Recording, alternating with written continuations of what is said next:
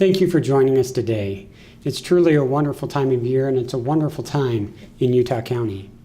January is often such a wonderful opportunity to look forward, to reflect on the things that have happened and contemplate the things that will come, especially in the year ahead of us. I recently had an event happen in my life that kind of shook up my January. We have a world champion mare at our ranch, and she was expecting to have her first foal. A foal that we were very excited about because we anticipated, because of its genetics, it too could be a world champion.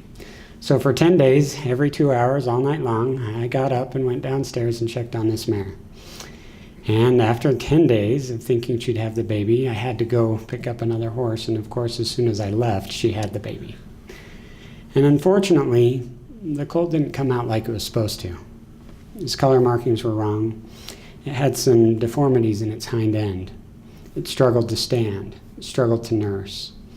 I hurried home. We sought medical attention for it. I crafted special braces for its back legs. And the daily nurturing and watching continued for 4 days. It was starting to improve. It was getting stronger and better. And I was excited.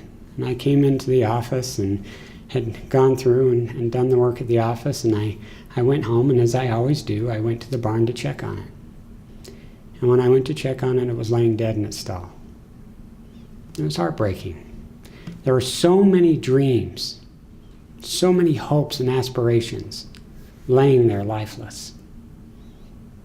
And so I went about the process of taking care of it and listening to the mother whinny all night. It was heart-wrenching. It's always heart-wrenching to lose.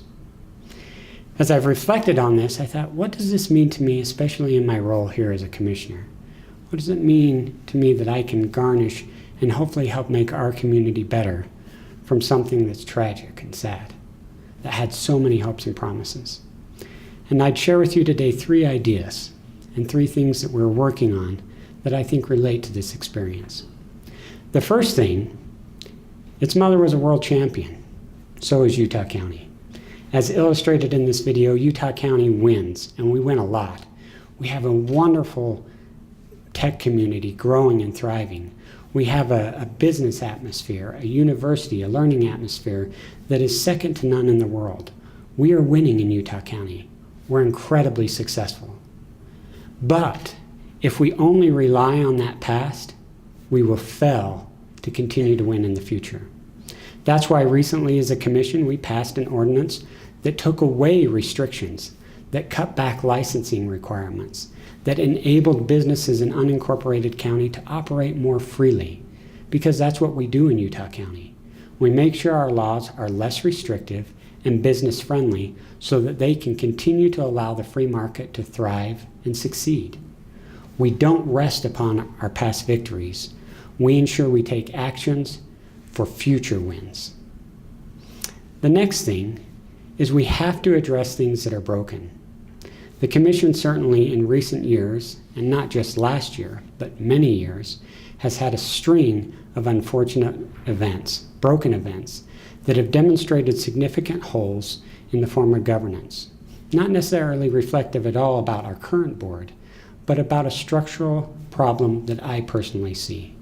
That's why I believe it's imperative that as we move through this year, we have a vigorous debate and discussion about the form of county government. What does it mean to be truly represented? How do we have proper checks and balances? What does good governance look like? For that, we can certainly look to our founding, a government that's based on a separation of powers, a government that's based on checks and balances, that allows each individual body to perform their functions properly. We will certainly be having this discussion moving forward, and we'll make the necessary changes to things that are broken. Because things break from time to time. We find structural flaws. And as we have courage and step forward and lead, we can find the solutions that will heal those things that are broken. It's always done in a spirit of cooperation and compromise as we work together to address those problems.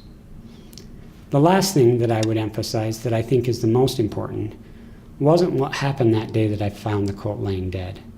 It's actually what happened yesterday. You see, yesterday was the start of our breeding season, and we rebred that mare. And next year, she's going to have a world champion foal. That's why we go through that process. Because we do not allow discouragement to take over and set us astray from the wonderful possibilities that lay ahead of us. Utah County has a bright future, an amazing future. As we continue to grow in our business sector, as we continue to protect and preserve our heritage as an agricultural community, as we look a little farther down the road and catch a vision of the good things to come. Growth is challenging. It puts forward many, many challenges. How do we provide proper infrastructure? Where do we house people? How do we pay for the needs and services that come with that growth? But when we look with optimism, with faith, and base that upon sound reasoning and principle, we find those solutions. We find a future. I believe in the future of Utah County because I believe in its people and their capacity to rise above the challenges that beset them and grab a hold of the opportunities and turn those opportunities into victories. Because that's what we do here. Because we're pioneers.